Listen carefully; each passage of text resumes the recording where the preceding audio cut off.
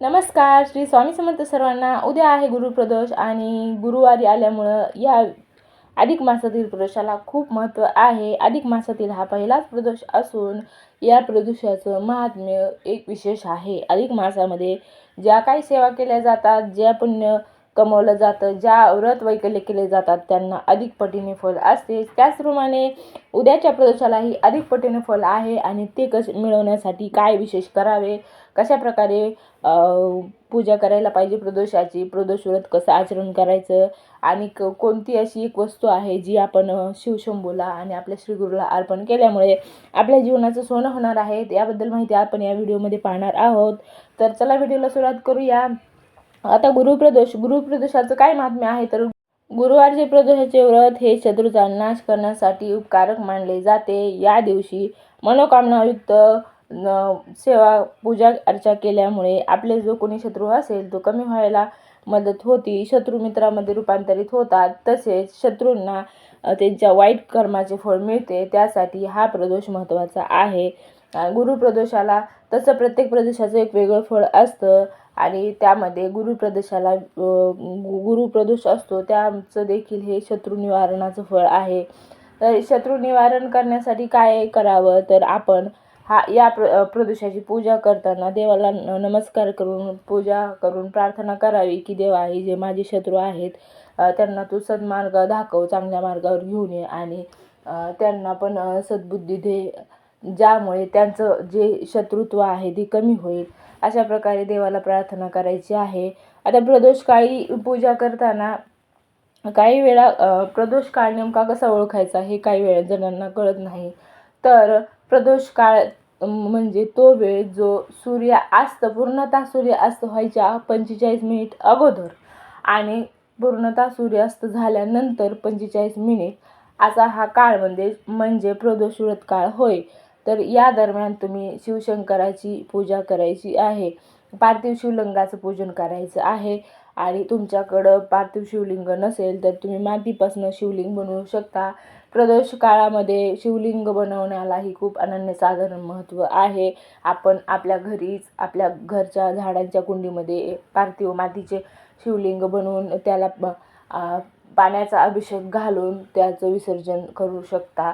ह्याचेही नगण्य फळ असे आहे आणि त्यामुळे पार्थिव शिवलिंग पूजनाला प्रदोष काळामध्ये खूप महत्त्वाचं स्थान दिलेलं आहे. त्यामुळे आपण घरामधील आपल्याकडे जरी पितळाची किंवा चांदीची पिंड असेल तरीही आपण शिवलिंग स्वतः हाताने बनवून त्याची पूजा करून त्याचं विसर्जन करायचं आहे.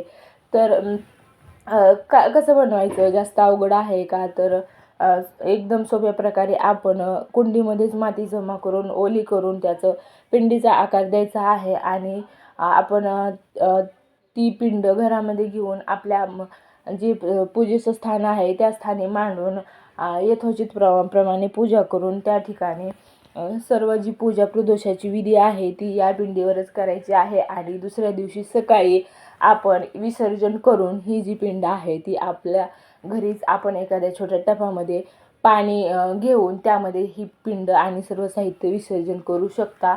जेव्हा ही पिंडीची माती पूर्णतः विरघळून जाईल त्यावेळेस आपल्याला हे पाणी आहे ते शिल्लक राहिलेलं पाणी सर्व आपल्या झाडांना टाकायचे आहे. इतरत्र पायदळी न टाकता सर्व कुंडीमधील झाडांना किंवा बाहेर एखादं झाड असेल त्या ठिकाणी नेऊन हे पाणी. तर गुरुवारी आपल्याला विशेष काय करायचे आहे तर आपल्याला सकाळी उठून गुरुचे पूजन करायचे आहे आणि आपल्या गुरुचे आशीर्वाद घेऊन सायंकाळी आपल्याला शिवपिंडीचे पूजन करायचे आहे. दिवसभर आपल्याला गुरुचे स्तवन करायचे आहे, स्मरण करायचे आहे, त्याचबरोबर शिवशंकराचे स्मरण करायचे आहे आणि संध्याकाळी पूजन करताना आपल्याला शिवपिंडीवर सर्व यथोचित जे धोत्रा, बेलपत्र आहे, त्यानंतर जी रुटीची फुलं आहेत ती पण आपण वाहू शकतो. त्याचबरोबर जे बेलफळ असेल तर बेलफळ पण वाहिलेले शुभ असते.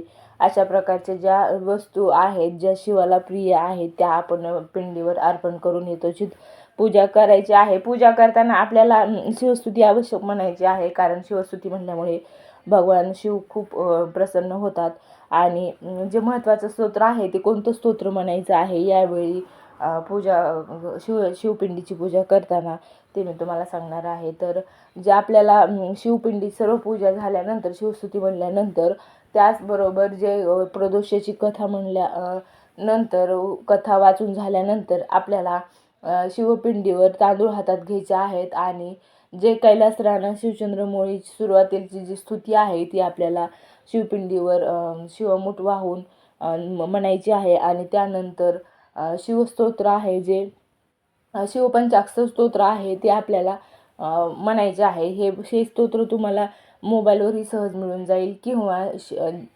काही प्रदोषाच्या पुस्तकामध्ये सुद्धा हे शिवस्तोत्र आहे. तर अशा प्रकारे शिवपंचाक्षर स्तोत्र आहे ते शिवाला अत्यंत प्रिय असल्यामुळे प्रदोषा दिवशी अवश्य शिवपंचाक्षर स्तोत्राचं पठण केलं पाहिजे. त्याने अधिक पटीने लाभ होतो आणि आपले दारिद्र्य दूर होण्यास मदत होते.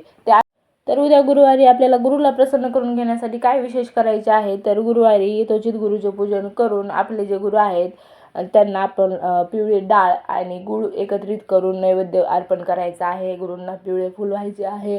त्याच्यामुळे आपलं गुरुबल जे आहे ते गुरु प्रसन्न होतात आणि गुरुबल वाढण्यास मदत होते. तर अशा प्रकारे आपल्या गुरुचे आशीर्वाद घेऊन तुम्ही यथोचित व्रताची पूजा करा आणि व्हिडिओला लाईक करा.